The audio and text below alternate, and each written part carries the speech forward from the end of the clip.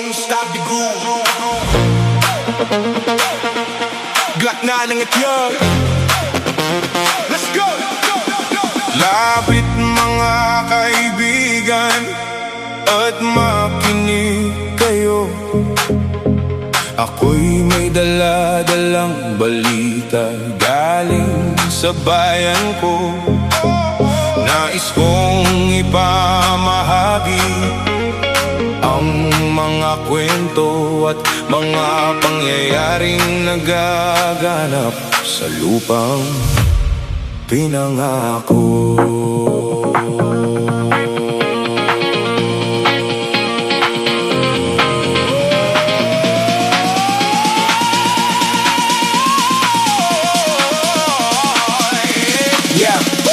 Ako ay Pilipino sa isip at sa gawa.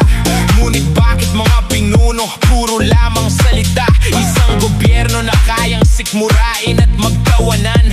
May pamilyang kumakain na kulang sa 2 beses sa isang araw. Minsan wala pang panglugaw. Bakit ganito kababaw? Isang pagkain nilangaw ang dadamputin, kakainin ng batang gutom.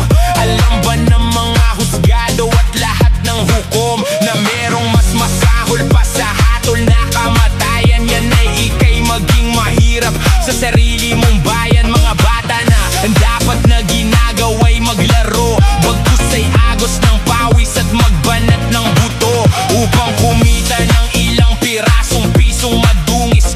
Kalyo sa kamay at paa na manhid sa matulis. Hindi manika ang hawak ng kanyang mumunting braso, bagkus isang taong gulang niyang kapatid at may baso sa harapan na nagbabaka sakaling lagyan bariyang pambili ng tinapay na panglaman sa tiyan. Mga pinunong bago mamatay at magkasakit, sa sarap ng buhay sa'king kayo ay makinig.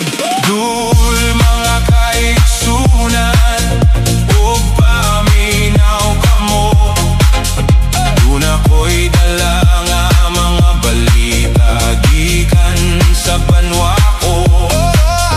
Gusto ko nga ipahibalo ang mga istorya na nagagahitabo sa banwa gisad na to.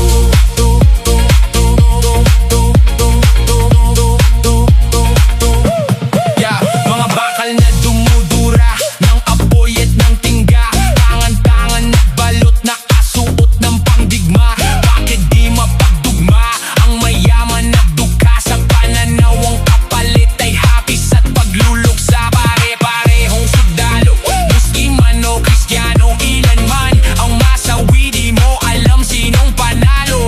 Walang panalo dahil sa huli tayo ang talo. Pinoy ang nasa loob ng ataul na sinarado. Yan ba talaga ang sumpa dito sa lupang pinangako? Respeto at pagmamahalan ay pilit na tinatago. Lawin hindi makadapo, may pakpak na limitado at nakakulong sa seldang may walang susing kandado. Kailan kaya matatapos ang pag-agos ng dugo at ang payapa ay mahawakan ng buong buo? Yan ba ang kwento o tanong na pilit na humahawi sa bawat taong bahagi ng watawat na hinapi?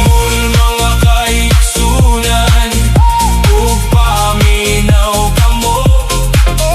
Dun ako'y dala nga mga balita gikan sa banwa ko.